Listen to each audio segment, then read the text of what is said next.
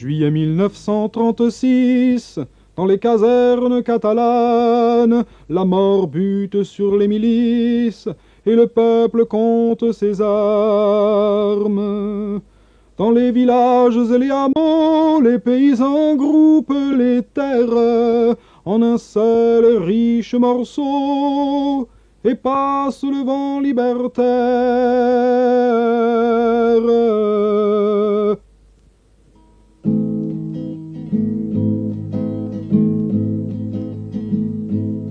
Donne-moi ta main, camarade, prête-moi ton cœur, compagnon. Défendons la barricade, la vie nous la gagnerons.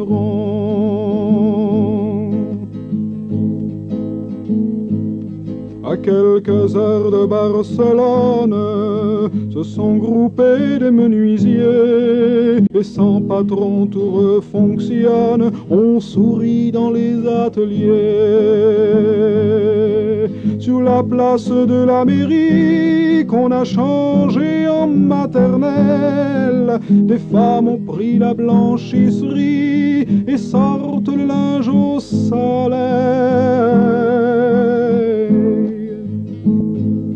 Donne-moi ta main, camarade, prête-moi ton cœur, compagnon. Défendons la barricade, la vie nous la gagnerons.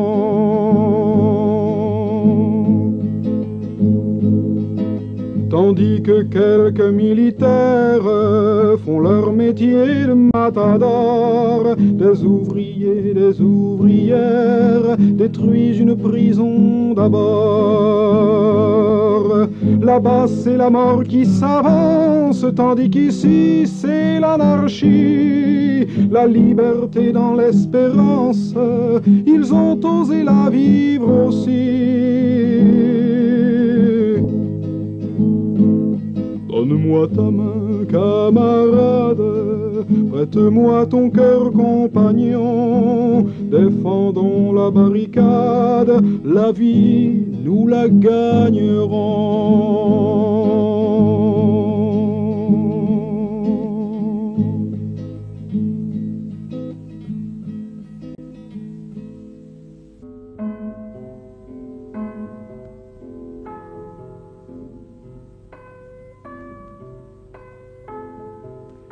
En 1931, l'Espagne compte 24 millions d'habitants.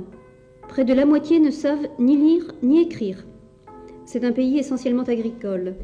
52% de la population active se consacre à l'agriculture. Ce monde rural vit encore dans des structures sociales archaïques. Tandis que 50 000 gros propriétaires possèdent la moitié des terres cultivées, 2 millions de paysans se partagent 10% du sol. L'industrie, principalement concentrée en Catalogne, emploie 2 millions d'ouvriers. Les principaux secteurs de cette industrie, aussi développés que ses homologues européennes, sont entre les mains du capital étranger, américain, allemand, anglais, belge ou français.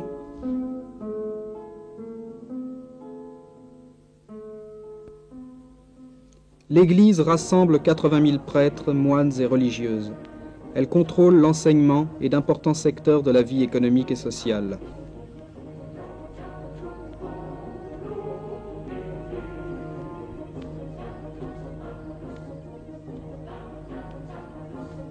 L'armée est le second pilier de la société espagnole.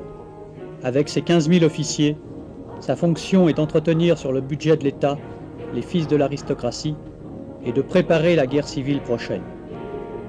Le budget sert encore à entretenir 64 000 agents des différents corps de police, essentiellement chargés de réprimer toute remise en cause de l'ordre social.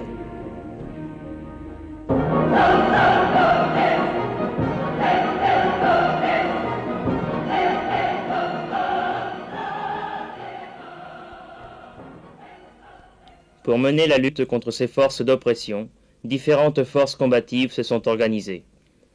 Le Parti socialiste ouvrier espagnol, créé en 1888, le Parti communiste créé en 1921, le Parti ouvrier d'unification marxiste, POUM, fondé en 1935 par des marxistes-léninistes non staliniens.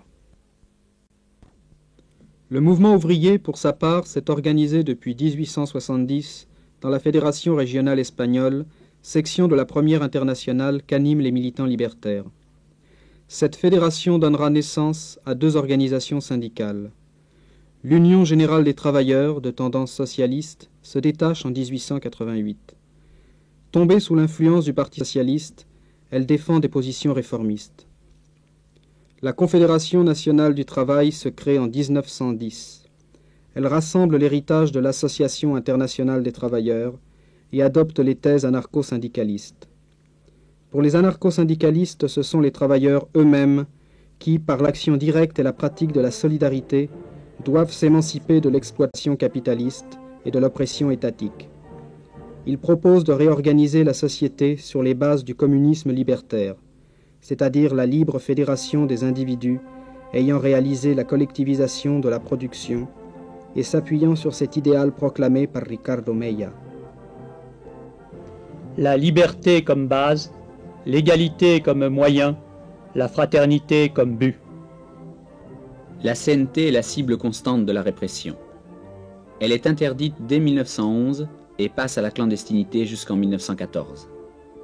Mais son influence va croissant, en dépit de l'assassinat de son secrétaire général Evelio Boal, de Salvador Seguí, que l'on voit ici, ainsi que de centaines de militants anonymes.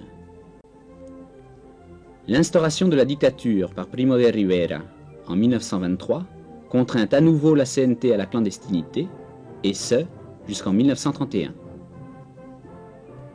Pendant la dictature, en 1927, s'est créée la Fédération anarchiste ibérique, FAI. Et en 1932, au début de la République, apparaît la Fédération ibérique des jeunesses libertaires. Dans le journal ABC du 27 décembre 1934, les monarchistes classent ainsi leurs adversaires. Confédération nationale du travail, 1 577 000 adhérents. Union générale des travailleurs, 1 444 000 adhérents. Parti socialiste ouvrier espagnol, 200 000 adhérents. Parti communiste espagnol, 13 000 adhérents. À l'abdication d'Alphonse XIII en 1931, la proclamation de la République est accueillie avec enthousiasme. Ici, à la Puerta del Sol, à Madrid. Pour certains, c'était la solution à tous les problèmes de la société espagnole. En réalité, le nouveau régime ne satisfait aucune des aspirations populaires. Un exemple avec la réforme agraire, qui était le thème électoral majeur des Républicains. Une loi de redistribution des terres inoccupées est bien votée en 1932, mais elle reste pratiquement lettre morte. Et quand les paysans, là d'attendre, passent à l'action directe, comme à Casas Viejas, en Andalousie, en janvier 1933, la garde civile, maintenant républicaine, réprime avec sa brutalité habituelle. À la veille des élections de 1933, la CNT lance le mot d'ordre « Ne votez pas, préparez-vous à la révolution sociale », en ajoutant « Si la droite l'emporte aux élections, c'est dans la rue que doit être déclenchée la lutte décisive ». La droite l'emporte. La Confédération assume ses responsabilités et déclenche un soulèvement armé en Aragon. Celui-ci est réprimé avec la sauvagerie habituelle. Lorsque les fascistes de la CEDA entrent au gouvernement, le 5 octobre 1934, la CNT et l'UGT, unis sous le sigle Union des frères prolétaires, déclenchent l'insurrection aux Asturies. C'est la Légion que l'on envoie seconder la garde civile contre les travailleurs. Et pourtant, ceux-ci résistent jusqu'au 18 octobre. Mais le bilan est lourd. 3 000 tués, 7 000 blessés et plus de 40 000 emprisonnés. En prévision des élections de 1936, les partis de gauche s'unissent dans un front populaire. Pour le mouvement libertaire, le seul enjeu est la libération des 30 000 prisonniers politiques, victimes des insurrections précédentes. 90% d'entre eux sont en effet anarcho-syndicalistes. Ainsi, pour la première fois, la CNT ne lance pas son mot d'ordre « Ne votez pas ». Et certains de ses militants, pour la première et la dernière fois de leur vie, vont aller voter. La gauche l'emporte. Ici, la foule attend devant la prison de Barcelone la sortie des prisonniers, car le Front populaire a promis leur libération. Les prisonniers sont libérés, mais on est sans illusion sur les manœuvres politiques, et la lutte reprend.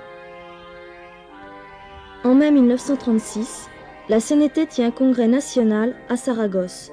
Sont présents 649 délégués représentant 982 syndicats. On y élabore les conceptions de la CNT sur le communisme libertaire. Face à la montée des luttes, la réaction essentiellement militaire et phalangiste entreprend la préparation d'un coup d'État, véritable contre-révolution préventive. José Primo de Rivera, chef de la phalange, les généraux Mola, Franco et Goded se préparent à balayer une république coupable à leurs yeux de ne pas contenir le mouvement révolutionnaire. Au Cortés, le monarchiste Calvo Sotelo déclare « Si le fascisme c'est l'ordre, je suis fasciste ». Pour la CNT, le dilemme est clair, ou fascisme, ou révolution.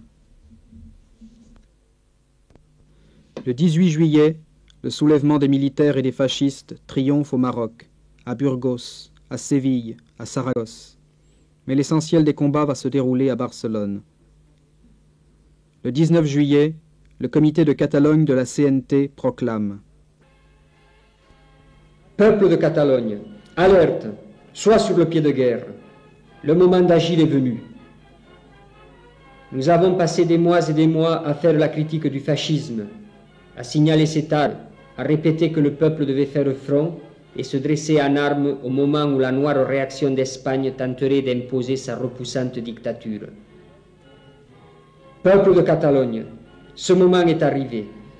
La réaction, militaire, civile, curés et grandes banques, harmonieusement unis, ont déchaîné la subversion tendant à implanter le fascisme en Espagne au moyen de la dictature militaire.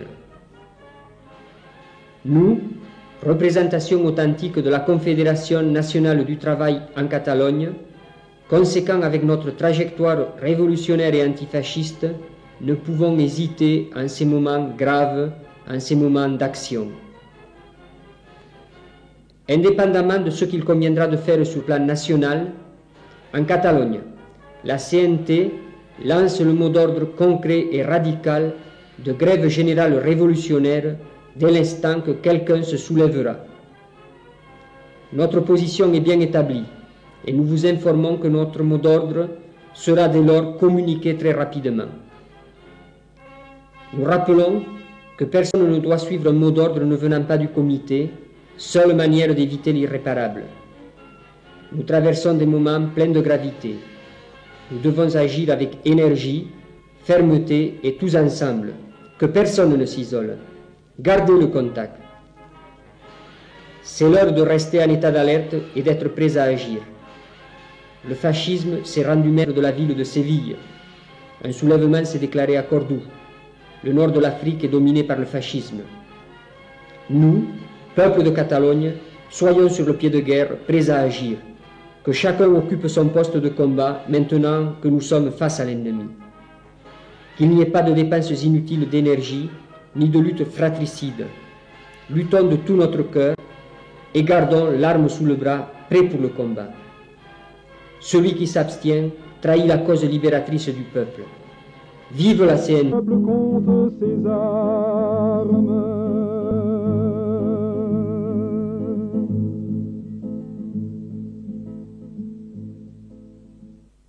La joie du triomphe à Barcelone ne fait pas oublier l'échec à Saragosse. Au vu de la carence du pouvoir républicain qui n'a plus d'armée opérationnelle, le peuple une nouvelle fois prend l'initiative. Dès le 24 juillet, Buenaventura Durruti sort de Barcelone avec une colonne de volontaires dans le but de délivrer l'Aragon du joug fasciste. Ces travailleurs, soldats volontaires, en habits de travail, sans décoration, obéissant aux responsables qu'ils se sont donnés, disciplinés parce que révolutionnaires conscients, font reculer les fascistes. La colonne Durruti libère Lérida, Fraga, Penella, Bujaraloz, Osera et arrive aux portes de Saragosse. Les autres colonnes confédérales luttent devant Huesca et Teruel. Il convient de signaler que les milices réussirent ce que jamais l'armée régulière ne put faire, c'est-à-dire gagner du terrain sur les fascistes. Les militants de la CNT-FAI, volontaires des milices, luttent d'abord pour abattre le vieux monde des aristocrates et des capitalistes, des militaires et des curés, et pour ouvrir les portes à la révolution sociale, au communisme libertaire, comme en témoignent ces mots de Durruti. Je suis satisfait de ma colonne. Mes camarades sont bien équipés, et quand l'heure vient, tout fonctionne comme une bonne machine. Je ne veux pas dire par là qu'ils cessent d'être des hommes. Non, nos camarades sur le front savent pour qui et pourquoi ils luttent. Ils se sentent révolutionnaires. Ils ne luttent pas pour la défense de nouvelles lois plus ou moins promises, mais pour la conquête du monde, des usines, des ateliers, des moyens de transport, de leur pain, de la culture nouvelle. Ils savent que leur vie dépend du triomphe. Nous faisons, et ceci est mon opinion, parce que les circonstances l'exigent ainsi, la révolution et la guerre en même temps. Les mesures révolutionnaires ne se prennent pas uniquement à Barcelone, mais aussi depuis les lignes de feu. Dans tous les villages dont nous nous emparons, nous commençons à développer la révolution. C'est le meilleur de notre guerre, et quand je pense à elle, je me rends compte davantage de ma responsabilité. Depuis les premières lignes jusqu'à Barcelone, il n'y a que des combattants pour notre cause. Tous travaillent pour la guerre et la révolution. Mais alors que la guerre commence, que se passe-t-il là où les fascistes sont vaincus? La vie reprend sur de nouvelles bases. L'autogestion industrielle. La révolution sociale qui se développe dans le sillage de la guerre en Espagne à partir de juillet 1936 réalise pleinement le grand principe de la première internationale. L'émancipation des travailleurs sera l'œuvre des travailleurs eux-mêmes. Ce sont les principes libertaires qui s'imposent, c'est-à-dire que les décisions viennent de la base. En l'occurrence, ce sont les syndicats qui, dans les entreprises, dans les fédérations d'industrie, s'emparent des moyens de production et décident de leur nouvelle utilisation.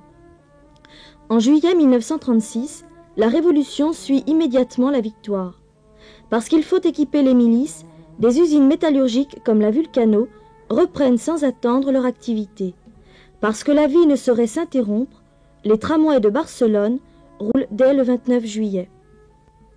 Les patrons et la plupart des ingénieurs et techniciens, généralement compromis avec les fascistes, ont été écartés ou se sont enfuis. Les syndicats, principalement la CNT, s'emparent des entreprises. En général, on fait une place à l'UGT, pourtant minoritaire en Catalogne et en Aragon. L'Assemblée générale des travailleurs décide de la nouvelle organisation. Par exemple, ici, une assemblée du syndicat de l'électricité. On élit un comité d'entreprise parmi les travailleurs chargés de gérer la production et l'on s'emploie à améliorer la vie collective. Diminution des heures de travail, augmentation de salaire, assurance maladie, garantie d'une retraite, et ce, tout en perfectionnant les conditions de travail et d'hygiène. On se préoccupe même de l'avenir en créant des laboratoires de recherche. Les situations sont cependant bien diverses. Dans certains secteurs où la CNT est particulièrement puissante, les ouvriers administrent toute une branche industrielle, depuis la matière première jusqu'à la vente du produit fini. Il s'agit alors d'une socialisation. C'est le cas de l'industrie du verre de Valence. Parfois, les travailleurs ne gèrent qu'une seule entreprise. On parle alors de collectivisation. C'est le cas des produits chimiques Mansa. Il peut se faire que l'ancien patron, parce que républicain fidèle, reste en place. Il est alors soumis au strict contrôle d'un conseil ouvrier élu par les travailleurs, comme l'entreprise Rossepal ou le café-bar Pilar de Valence. Enfin, dans certaines villes où la Confédération est particulièrement puissante et où toutes les entreprises sont collectivisées ou socialisées, c'est la fédération locale des syndicats qui organise la vie nouvelle, comme à Alcoy dans le Levant. Les conditions imposées par la guerre civile rendront difficile le développement de l'industrie collectivisée par manque de matières premières, de capitaux, de techniciens. C'est pourtant cette industrie, aux mains des travailleurs, qui a permis à l'Espagne républicaine de vivre. S'appuyant sur les idées libertaires, des travailleurs ont été capables d'assurer la production sans chef et sans discipline imposée. Ils ont pris leur sort en main en votant les décisions importantes en assemblée générale ont travaillé non plus pour l'enrichissement d'un patron, mais pour le bien de tous.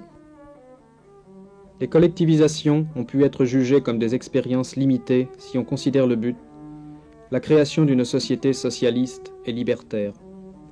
Reste que les travailleurs espagnols ont réalisé l'autogestion au sens propre, la gestion directe des entreprises et des services par les ouvriers eux-mêmes, et ce, avec une ampleur quantitative et un espace de temps significatif.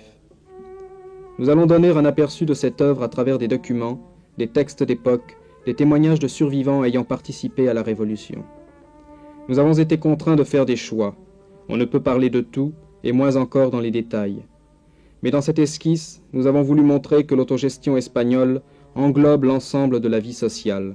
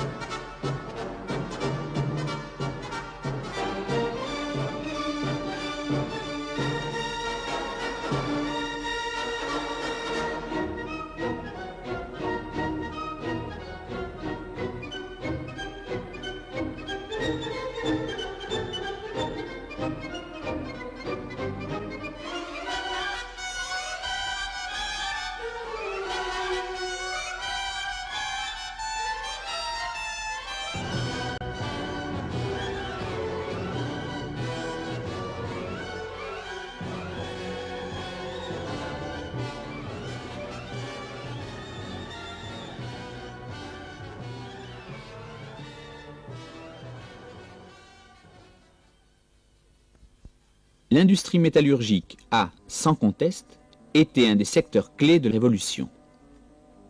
Aux difficultés inhérentes à la prise en main par les ouvriers d'un secteur aussi technique de l'économie, s'est jointe la nécessité de transformer la presque totalité de la production en industrie de guerre. À l'occasion de cette reconversion, les ouvriers vont faire la preuve de leur capacité créatrice. Tant du point de vue de la technologie que de celui de l'organisation, et alors que les ingénieurs et les patrons sont partis, les collectivités vont démontrer la faculté d'adaptation et l'efficacité, même sur le plan purement économique, de la collectivisation. Par exemple, à Barcelone, la Volcano, qui occupe 520 ouvriers, est réquisitionnée dès le 22 juillet et prise en main par un comité CNT-UGT. Elle oriente sa production vers l'équipement des milices. À la Girona, qui occupe 1500 travailleurs, l'ancienne direction est restée en place, mais elle est soumise au comité de contrôle des syndicats qui a imposé la semaine de 40 heures et une augmentation de salaire de 15%. On y fabrique maintenant des camions blindés comme ceux-ci sortant de l'usine de Pueblo Nuevo.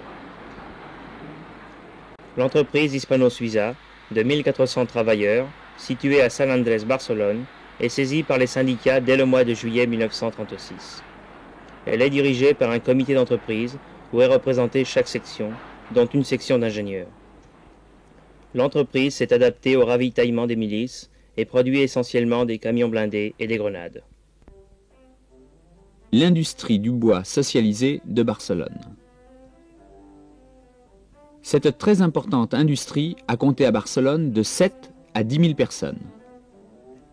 La socialisation des ateliers s'est traduite, dans les premiers jours après le 19 juillet, par la fermeture des plus insalubres et le regroupement d'un certain nombre d'autres, de manière à avoir des locaux grands et spacieux. Si certains petits ateliers, sur le moment, sont restés indépendants, ils vont en général s'intégrer à l'ensemble du mouvement. Dans cette période, le travail s'est organisé de manière spontanée. Les ouvriers enthousiastes, rejoints parfois dans leurs ateliers par les patrons déchus, élisent comme technicien un des leurs, reconnu tant pour ses capacités techniques que morales. Ici, Hernández, menuisier de Séville, président du bois socialisé. Un autre ouvrier fait fonction de délégué auprès du syndicat. Un conseil économique représentait l'organisation vis-à-vis de l'industrie du bois. Toute cette organisation s'appuyait sur les assemblées générales souveraines. L'industrie du bois continue les fabrications classiques, telles que meubles, barques et tonneaux, mais rapidement et sans arrêter ses travaux, les exigences de la guerre ont imposé de manière prioritaire la réalisation de baraquements, d'emballages, de crosses, etc. Un petit laboratoire a même été créé pour étudier de nouveaux produits, notamment des cols et des vernis. Les difficultés d'approvisionnement ont imposé la recherche de nouveaux matériaux et de nouvelles techniques. C'est ainsi que le platane remplace l'okoumé de manière satisfaisante dans la réalisation du contreplaqué. Le bois à Barcelone, c'est tout un secteur de l'économie qui est socialisé, puisqu'on y trouve aussi bien l'ébéniste que le bûcheron, le menuisier que le vendeur de meubles. Les relations avec les autres secteurs de l'économie se font de manière préférentielle par échange, produits finis contre vivres des collectivités agraires. Toutefois, certains approvisionnements se font encore sous forme commerciale. La concurrence, notamment avec l'industrie socialisée du bois de Valence, est pratiquement éliminée. Chacun produit un type et une qualité de meubles bien déterminée. Comme preuve de l'extraordinaire capacité créatrice des travailleurs du bois, il faut signaler un projet d'école professionnelle dont les locaux ont été effectivement construits. On peut signaler également la réalisation de la piscine du syndicat et de bibliothèques, exemple significatif des efforts de tous pour changer radicalement de mode de vie. La journée de 8 heures est la règle et les salaires ont été unifiés. Dans ces conditions d'organisation rationnelle du travail, d'enthousiasme et de fraternité, il n'est pas étonnant que la production augmente de manière notable, double et parfois même triple. Il ne s'agit nullement de cacher cependant les difficultés et même les antagonismes entre membres ou sections qui sont nés de différences d'appréciation sur la marche à suivre. Mais le bon sens a toujours pris le dessus dans ces moments difficiles. Les principales difficultés ont pour origine la politique du gouvernement catalan qui tente de freiner le développement de la socialisation.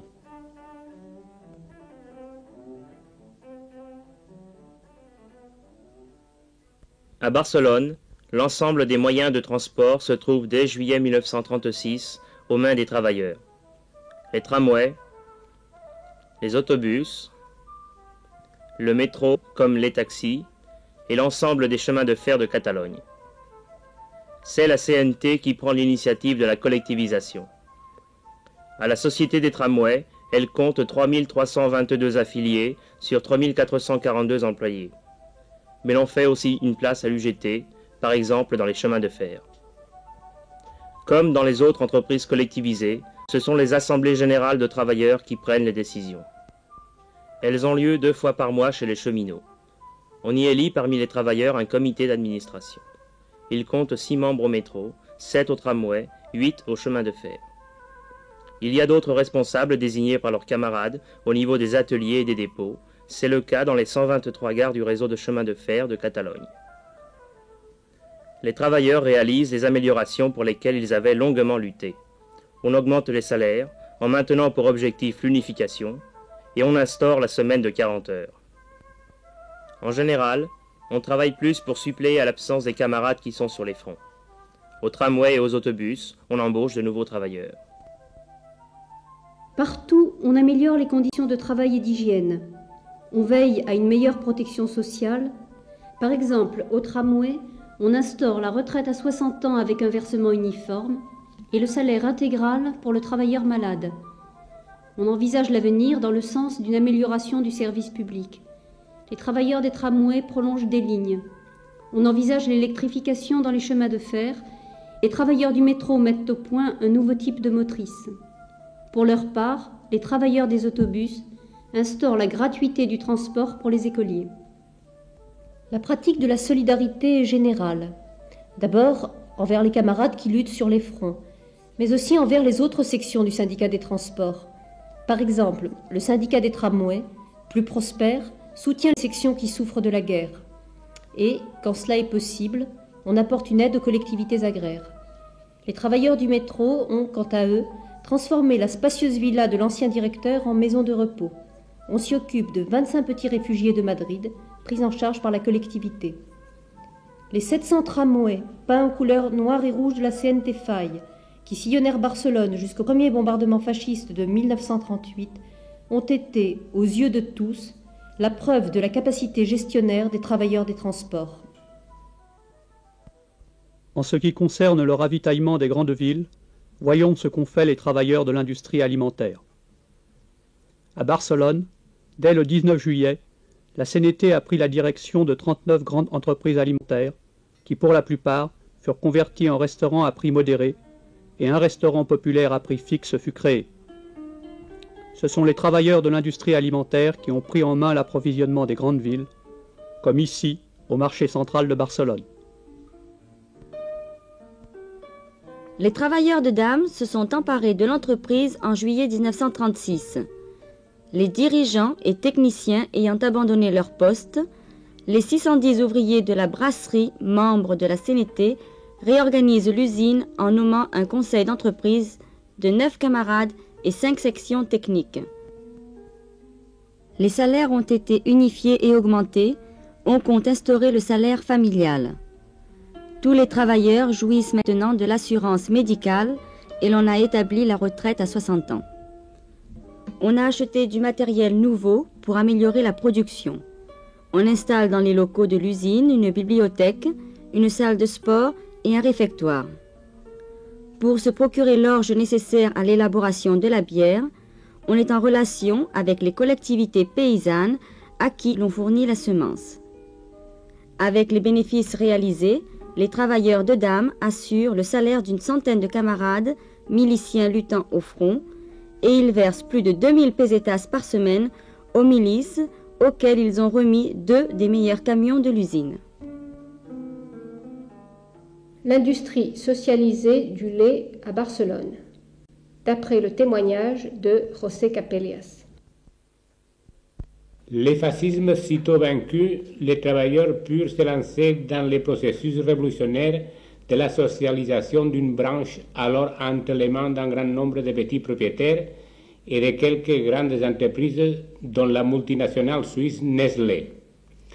Au moment de la socialisation de l'industrie, la préoccupation essentielle des ouvriers fut de fournir au peuple de Barcelone un produit de qualité dans les meilleures conditions d'hygiène, alors qu'auparavant, les patrons ne se souciaient que de leur profit. Pour améliorer la situation, on créa cette usine de réfrigération et de pasteurisation ultramoderne, dont celle de Mollet, située sur les lieux de production, et un système de mise en bouteille. Pour le transport du lait, la collectivité acheta 24 camions-citernes isothermes, alors uniques en Europe. Dans une ferme achetée par la collectivité, la ferme Germinal, que l'on voit ici, une unité de production laitière moderne fut créée. Toutes ces améliorations et modernisations coûtèrent à l'industrie socialisée plus de 7 millions de pesetas, mais elles ne furent possibles que grâce à la volonté et à l'enthousiasme des travailleurs d'aller de l'avant. De plus, ceux-ci soutinrent financièrement les milices en lutte contre le fascisme et d'autres collectivités défavorisées par le manque de matières premières. Dans l'industrie socialisée du lait, les assemblées générales étaient souveraines et elles élisaient les camarades responsables. Par exemple, c'est au cours d'une assemblée générale que l'on décida de créer un salaire égal pour tous. Lors d'une autre, on rejeta le décret de collectivisation de la Généralité de Catalogne, considérant qu'il s'agissait d'encadrer et de contrôler la collectivisation dans un modèle étatique. On peut dire que l'industrie socialisée, depuis les lieux de production, la ferme, en passant par le conditionnement et le transport, jusqu'au lieu de consommation, la ville, continua d'assurer le ravitaillement de Barcelone jusqu'au dernier jour de la guerre, et cela, bien qu'elle fût totalement en marge de la légalité.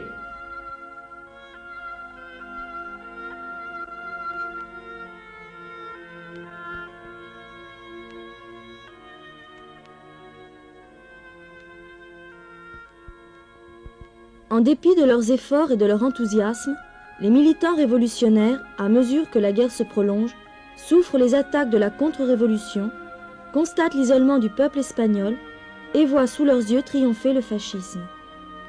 C'est pour cela que le premier anniversaire du 19 juillet, comme auparavant l'enterrement de Durruti, marque par la ferveur populaire qui les a accompagnés, le désir confus de se rapprocher par le souvenir des journées de révolution triomphale quand tout était encore possible.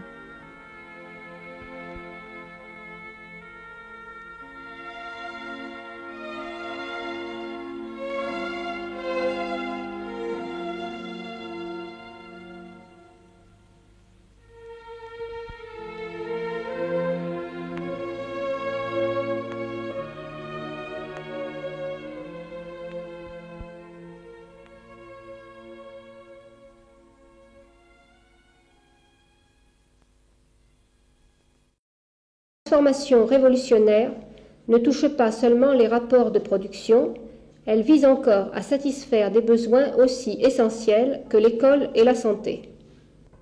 Le CNU, créé le 27 juillet 1936, a été l'organe central de la révolution pédagogique qui ne manqua pas d'accompagner la révolution sociale qui se déroulait dans les usines et les campagnes.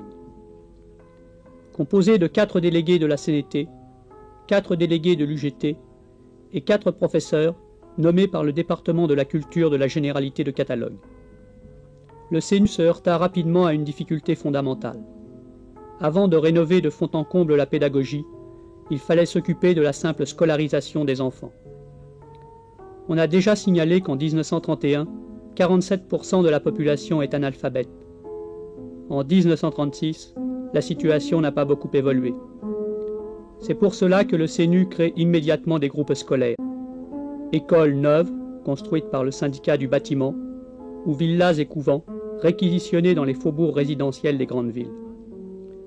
Grâce à ces initiatives, de juillet 1936 à juillet 1937, le nombre des enfants scolarisés à Barcelone passe de 34 431 à 116 846. Parallèlement à cet aspect quantitatif, se manifeste également un aspect qualitatif. On accueille dans chaque groupe scolaire qu'un nombre réduit d'enfants. On met l'accent sur le contact de l'enfant avec la nature. Sur le plan plus spécifiquement pédagogique, la théorie de l'école moderne de Francisco Ferrer Guardia, fusillé en 1909 avec 4 de ses compagnons, fut acceptée comme base, sans la considérer néanmoins comme un dogme indépassable. Francisco Ferrer parle. Notre enseignement n'accepte ni les dogmes ni les habitudes, parce que ce sont des formes qui emprisonnent la vitalité mentale dans les limites imposées par les exigences de phase transitoire de l'évolution sociale. Nous ne diffusons que des solutions démontrées par des faits, des théories ratifiées par la raison et des vérités confirmées par des preuves certaines. L'objet de notre enseignement est que le cerveau de l'individu soit l'instrument de sa volonté. Il n'accepte ni les dogmes, ni les systèmes, ces moules qui réduisent la vitalité à la mesure des exigences d'une société transitoire qui tend à être définitive. Nous voulons des hommes capables de détruire, de rénover sans cesse leurs moyens d'action et de se transformer eux-mêmes. Des hommes dont l'indépendance intellectuelle soit la force essentielle, qui ne soient enchaînés à rien, toujours prêts à accepter le progrès, heureux du triomphe des idées nouvelles, aspirant à vivre des vies multiples en une seule vie. Puig Elias, président du CNU et militant de la CNT, repousse en partie l'importance exagérée que l'on donne à la raison dans l'école moderne et propose un cadre pédagogique original dans lequel interviennent équitablement la raison et la sensibilité, en excluant, bien entendu, tout dogmatisme, qu'il soit religieux ou révolutionnaire entre guillemets. Cette remarque n'est pas superflue quand on sait l'utilisation que certains ont fait de l'enfance. Les révolutionnaires, quant à eux, mettent en garde contre tout endoctrinement, tout uniforme. N'empoisonnez pas l'enfance. Ce que prétendait le CNU, c'était ni plus ni moins d'en finir avec le conditionnement moutonnier des enfants et de créer un instrument de développement et de formation pour les hommes dans la société révolutionnaire. L'absence d'un personnel formé, que ne pouvaient remplacer totalement des ouvriers autodidactes pleins d'enthousiasme, et les progrès de la contre-révolution, autant que l'avance des fascistes sur les fronts, gâchèrent en partie ce magnifique élan.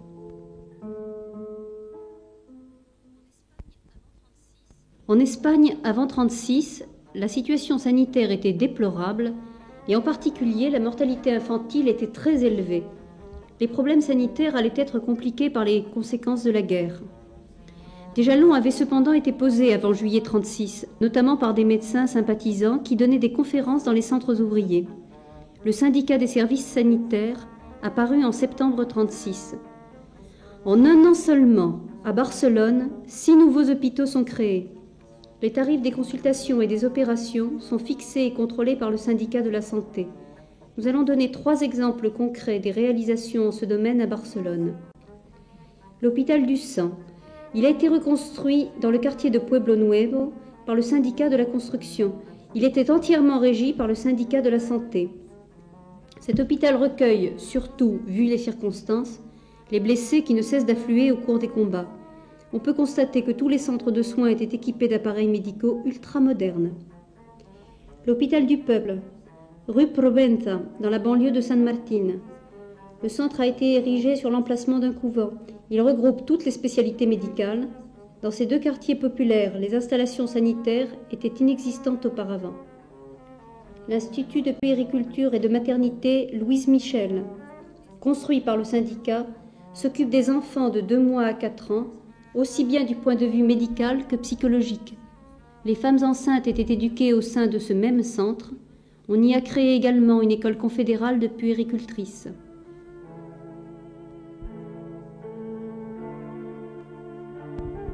La presse du mouvement libertaire a toujours été abondante et diverse en Espagne.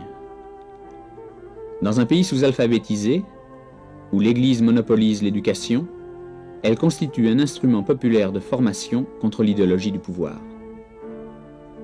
En dépit d'une répression sévère, surgissent des revues culturelles, des journaux politiques, les feuilles des syndicats. En 1936, la presse devient le flambeau de la Révolution. Avec ses grands quotidiens. À Madrid, CNT. À Valence, Fragua Social. Et Nosotros. À Barcelone, Solidaridad Obrera et Catalunya. Ainsi que le quotidien de La Faille, Tierra y Libertad. Ces journaux syndicaux. Horizontes Nuevos, pour le syndicat de l'industrie chimique. Martillo, pour le syndicat de la métallurgie. Cultura Ferroviaria, pour le syndicat des chemins de fer. Gastronomia, pour le syndicat de l'alimentation. Luz y Fuerza, pour le syndicat des eaux, gaz et électricité. Les secteurs collectivisés eux-mêmes diffusent leurs réalisations dans des revues. Synthesis pour l'entreprise Cross collectivisée, Hoy pour l'industrie socialisée du bois de Barcelone. Et partout où c'est possible, dans villes et villages, on prend la parole.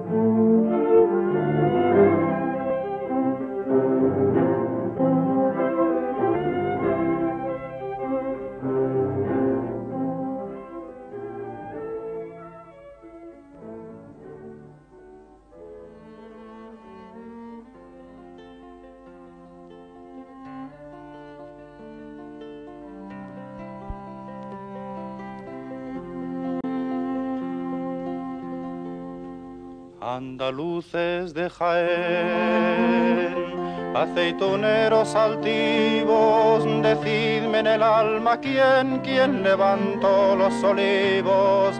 Andaluces de Jaén, andaluces de Jaén. No los levantó la nada, ni el dinero, ni el señor, sino la tierra callada, el trabajo y el sudor, unidos al agua pura y a los planetas unidos. Los tres dieron la hermosura de los troncos retorcidos, andaluces de Jaén, andaluces de Jaén.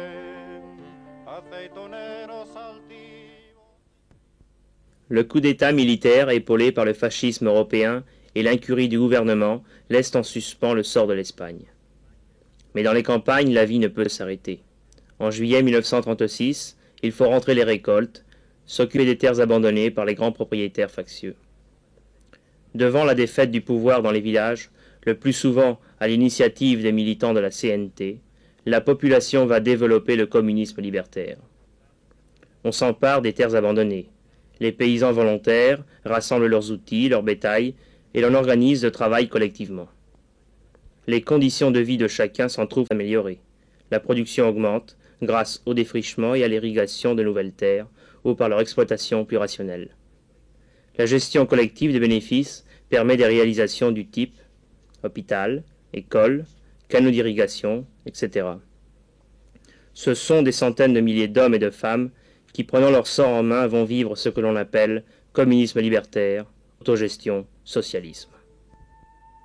On compte 350 collectivités en Catalogne, 500 au Levant et 450 en Aragon, où 75% des terres sont collectivisées, 240 en Nouvelle-Castille, et il y en eut aussi dans l'Extrémadure et en Andalousie. Chacune a sa caractéristique, car les décisions sont prises par les assemblées générales collectivistes. Le communisme libertaire, tel qu'on le conçoit en 1936, suppose l'abolition de la monnaie. Il est prévu alors de remplacer le salaire par un carnet de producteurs et d'organiser l'écoulement des productions sous forme d'échanges, comme cela apparaît dans le journal Campo.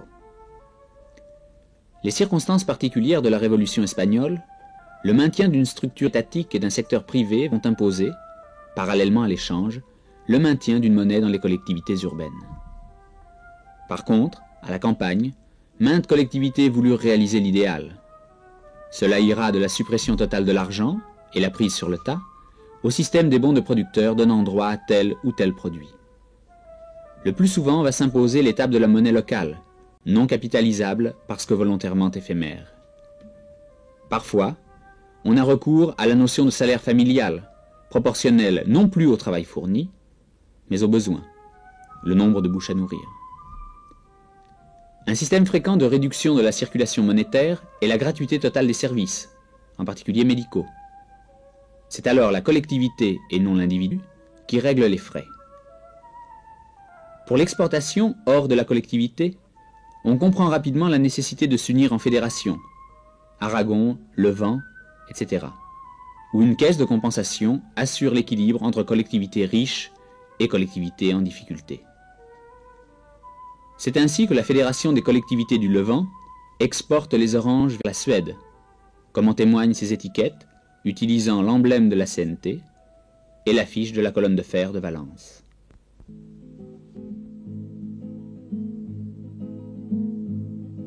Dans les villages et les hameaux, les paysans groupent les terres en un seul riche morceau et passent le vent libertaire.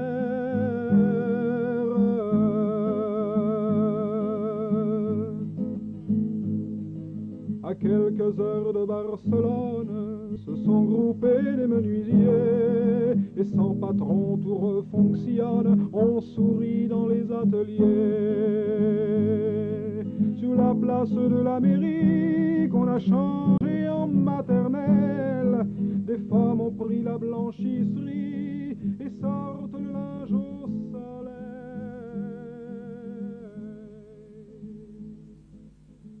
Parmi ces milliers de collectivités, attardons-nous sur quelques exemples. José Porquet, trésorier du conseil d'administration de la collectivité de Monzón, rapporte. La collectivité de Monzón, Aragon, province de Huesca, constituée en 1936 avec près de 450 personnes, fut détruite en mars 1938 par l'arrivée des fascistes. Le 19 juillet, après une réunion des camarades de la CNT, la ville fut occupée et le soulèvement de la garde civile empêché. Par la suite, les habitants participèrent au mouvement de libération du canton. Le mois d'octobre 1936 vit la création de la collectivité proprement dite, à l'initiative de la CNT. Composée essentiellement de paysans, la collectivité créa toute l'infrastructure nécessaire à sa complète indépendance. Elle ne regroupa de prime abord que les convaincus, en espérant fortement attirer les autres par l'exemplarité de leurs rapports et de leurs travaux. Néanmoins, il se créa un conseil administratif de production et de consommation, composé de délégués issus de la base et révocables à tout instant.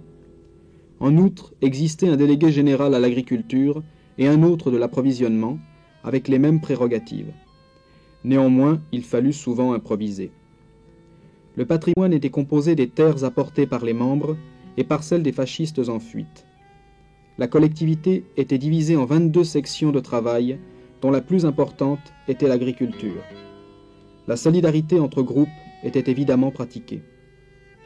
L'Assemblée générale était souveraine et se réunissait une fois par semaine normalement. Dans le cadre du canton, les 32 collectivités se réunissaient périodiquement pour débattre des problèmes généraux. Un comité siégeant à Binefar, province de Huesca, coordonnait leurs relations. Les échanges avec l'extérieur étaient payés en monnaie officielle, mais le reste grâce au troc. La journée de travail était de 8 heures pour tous et le salaire familial. 5 pesetas par jour pour tout célibataire, homme ou femme. 9 pesetas par jour pour un couple. 3 pesetas et demi par jour par enfant de moins de 14 ans ou une personne âgée. 4 pesetas par jour par enfant de plus de 14 ans. Avec, en plus, le bénéfice de la médecine gratuite. La contribution à l'effort de guerre fut le départ volontaire de la majorité des jeunes pour le front, la création d'un atelier de fabrication de bouteilles incendiaires et l'envoi de trains de ravitaillement gratuits. Collectivité de Calanda, province de Teruel, Aragon. Interview de Miguel Celma, qui fut secrétaire du conseil d'administration de la collectivité. Miguel Celma, comment se déroula le 19 juillet à Calanda? Le 19 juillet, pour réagir au soulèvement fasciste, les militants de la CNT descendirent dans la rue et restèrent maîtres de la ville pendant 3 jours.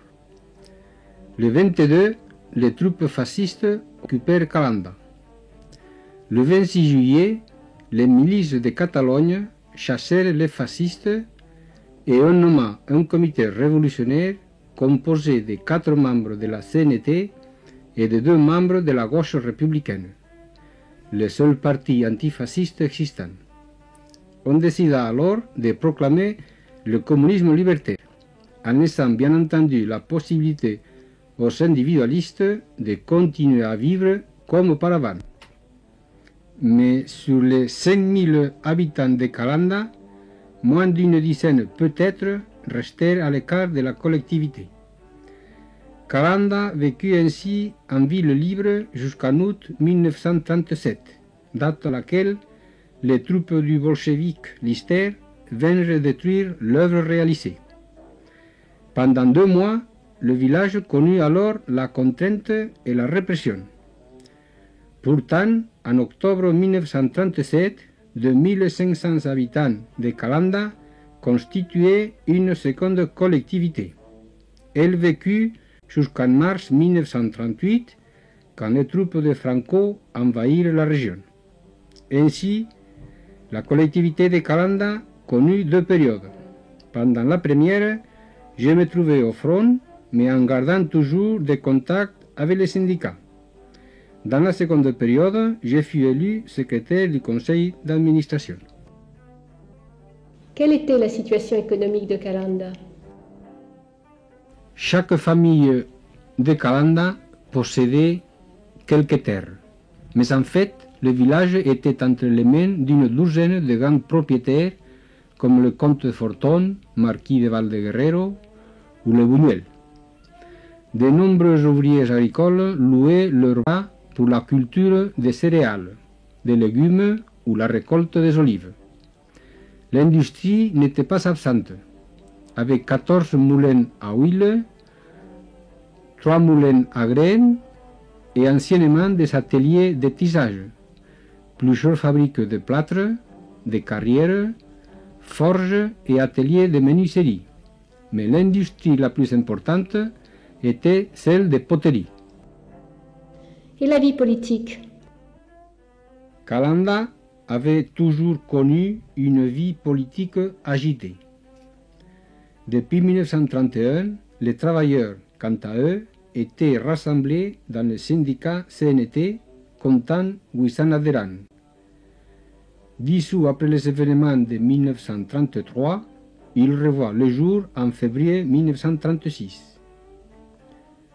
Sous la République, les bourgeois appartenaient à la SEDA. La gauche républicaine, pour sa part, rassemblait une vingtaine de militants, c'est-à-dire très peu. Ce sont les militants de la CNT qui furent les principaux artisans de l'œuvre révolutionnaire, en plein accord avec l'ensemble de la population. Comment s'organisa et fonctionna la collectivité? La collectivité hérita de tout, des terres, des bâtiments, des machines et véhicules, même des banques. Mais celles-ci ne furent pas utilisées puisque tous les produits étaient gratuits.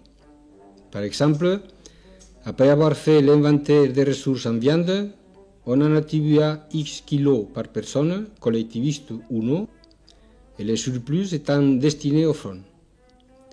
Tout fut virtuellement réquisitionné. Le cadastre et les titres de propriété disparurent. Pendant la première période, la gestion de la collectivité se confondait avec celle de la commune et il y avait pour son administration le comité révolutionnaire. Dans la seconde période, la collectivité avait un conseil avec 2 secrétaires permanents, Pedro Ariño, fusillé par les fascistes à Valence en 1939, et moi-même. Cette administration continuait à remplacer dans les faits celle du syndicat et celle de la municipalité, mais toutes les décisions se prenaient lors des assemblées générales ordinaires et hebdomadaires ou lors d'assemblées extraordinaires. Quelle relation aviez-vous avec les autres collectivités? On entretenait de nombreux rapports avec les collectivités voisines et l'on projeta de créer une fédération de collectivités de la vallée du Guadalope pour coordonner l'exploitation forestière et minière, l'agriculture, l'élevage et l'industrie. Des relations fréquentes s'établirent avec les collectivités proches de la frontière française et avec d'autres, où l'on pouvait se procurer tracteurs, machines, batteuses tissus et chaussures. Le règlement se faisait sous la forme de l'échange. Comment s'organisait la production?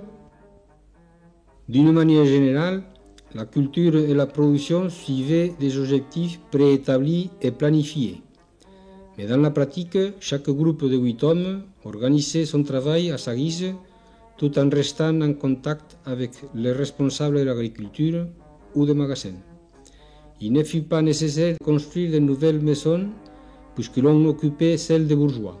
Par contre, on poursuivit la construction de la route Calanda-Mas de las Matas, et l'on rasa un quartier du centre avec le projet d'y créer une place, un jardin et un centre de culture populaire. On projetait aussi d'étendre considérablement le système d'irrigation et la superficie irrigable. Grâce au travail collectif et en dépit du fait que 300 hommes de Calanda les plus valides se battaient au front, la superficie travaillée augmenta ainsi que les rendements, et ce avec moins d'heures de travail. Comment payait-on les travailleurs? Comme on avait aboli la monnaie, il n'y avait pas de salaire. On répartissait les produits sur une base familiale. Tout était gratuit, la médecine et la pharmacie comme les tomates ou le vin, le logement et les vêtements comme les loisirs. Quelles ont été les autres réalisations de la collectivité? On organisa des réfectoires collectifs d'abord pour les célibataires et les personnes âgées, puis pour tous ceux qui voulaient y manger. Dans l'ancien couvent dominicain que l'on voit ici, on installa le groupe scolaire Francisco Ferrer qui disposait de 19 enseignants et qui était fréquenté par 1200 élèves.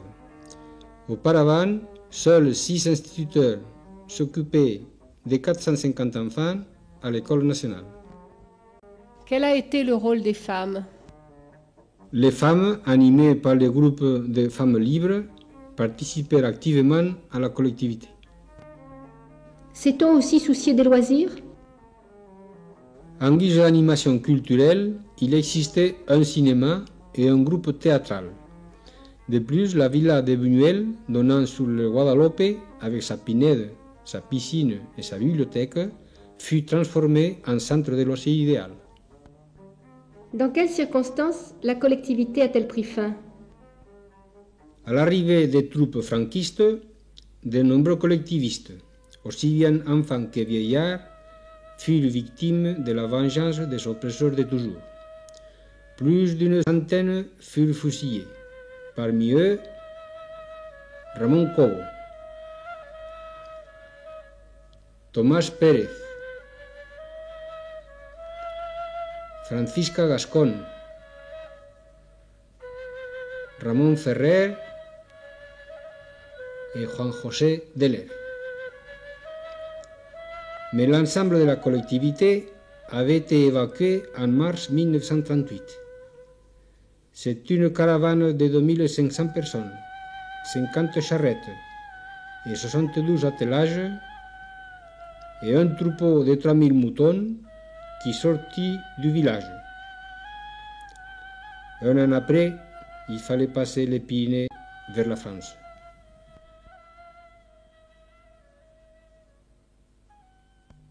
Pendant ce temps, la guerre. La guerre civile est en réalité la lutte du peuple espagnol contre le fascisme international. Déjà le 28 juillet, ce sont les avions de Hitler et de Mussolini qui permettent aux troupes de Franco de franchir le détroit de Gibraltar. Face à la politique de non-intervention, en réalité à la lâcheté et aux intérêts des pays soi-disant démocratiques, notamment la France et l'Angleterre, le fascisme n'hésite pas à aider massivement les généraux factieux. Les prétendus volontaires italiens forment en réalité une véritable armée, avec commandement propre et matériel moderne. Les 70 000 hommes du corps expéditionnaire italien ne peuvent être comparés aux 10 à 12 000 combattants antifascistes des brigades internationales. Et Mussolini envoie en Espagne, en plus des soldats, des canons, des tanks et plus de 700 avions. L'aide du gouvernement nazi d'Allemagne, pour être moins imposante, n'en sera pas moins tout aussi efficace, sinon plus. Les 10 000 hommes de la Légion Condor sont de véritables techniciens de la guerre moderne. Les expériences de bombardement de terreur qu'ils réaliseront à Guernica, Madrid ou Barcelone sont le prélude aux massacres qu'ils commettront quelques années plus tard à Prague, Varsovie, Londres ou Leningrad.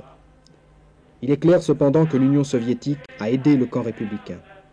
Mais ces 2000 techniciens n'ont à aucun moment permis de renverser le cours de la guerre. En revanche, ils ont alimenté en permanence la contre-révolution.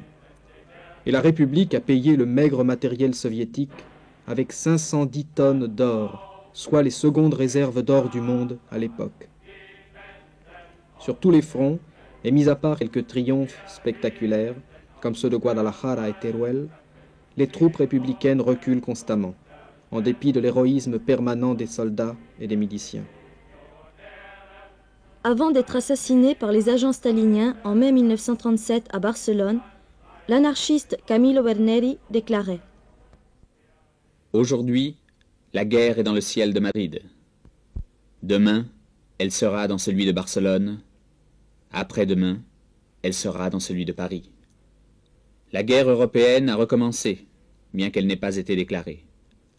Ce sont les avions et les aviateurs de l'Italie de Mussolini et de l'Allemagne de Hitler qui assassinent et bombardent Madrid. » À l'arrière, les femmes et les enfants souffrent les horreurs de la guerre, avec la bénédiction de la Sainte Église apostolique et romaine, en la personne de Pie XII qui déclare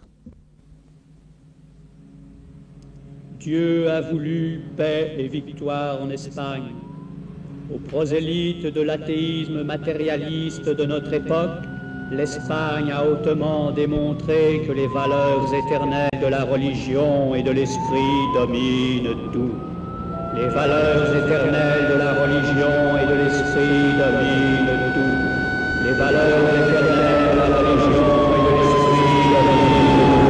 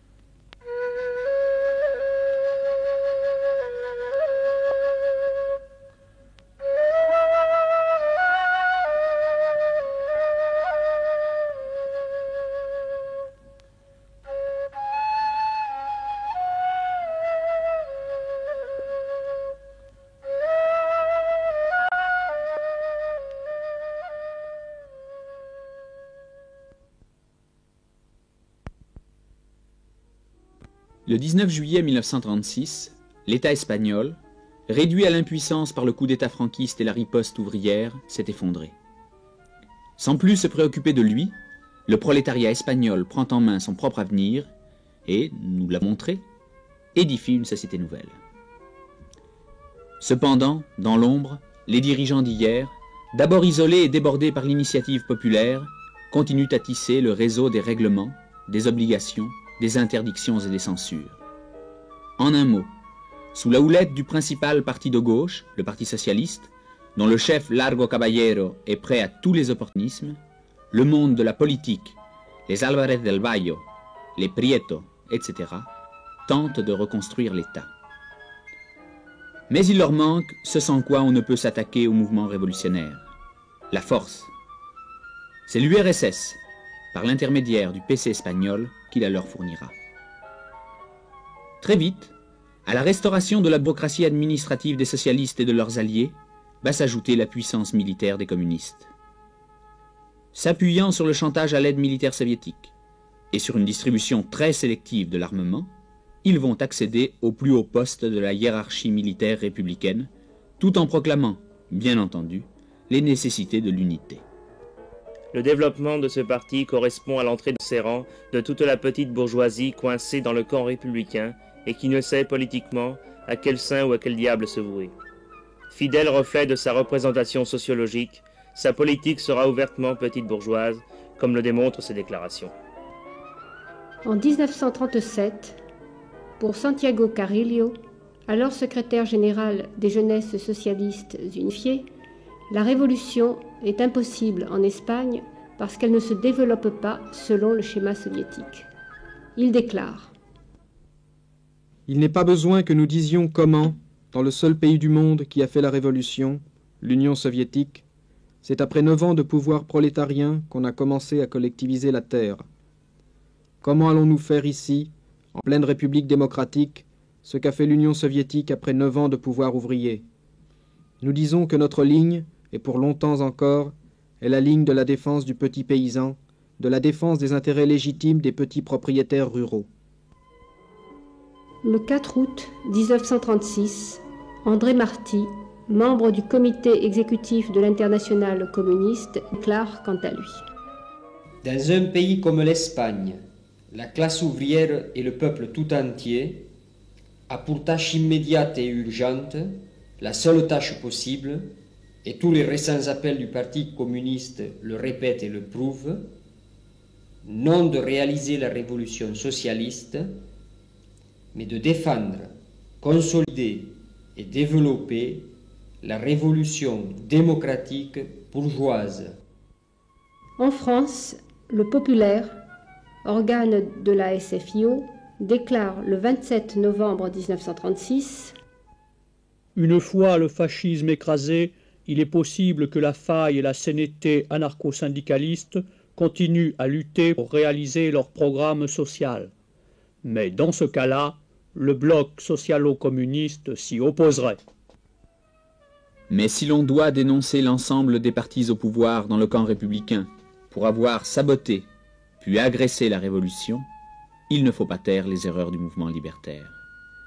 Déjà, le 20 juillet, lorsque la CNT laisse sur pied à Barcelone le fantôme d'un pouvoir politique frappé d'impuissance, et que, soucieuse de créer un front antifasciste, elle organise avec les divers groupes de la gauche le comité des milices, elle se condamnait, à plus ou moins long terme, à devoir pactiser ou collaborer. La collaboration gouvernementale et la militarisation des milices, ainsi que le décret de collectivisation promulgué par le gouvernement catalan pour récupérer autant que possible un mouvement qui lui échappe totalement, sont les temps forts de l'avancée de la contre-révolution. L'abandon des principes libertaires ira loin. Il y aura en Espagne des ministres anarchistes, et aussi des généraux, des lieutenants et des caporaux anarchistes. Même si les conditions de la guerre expliquent bien des choses, elles ne peuvent quand même pas tout justifier. Au sein de la CNT naissait alors la contradiction. Faire d'une part la révolution dans les usines et les campagnes, et d'autre part collaborer à plus ou moins grande échelle avec les restes du pouvoir politique républicain, en s'égarant ainsi dans la contre-révolution. Le pouvoir, pensant avoir neutralisé la principale force ouvrière, pouvait envisager d'en finir avec la révolution.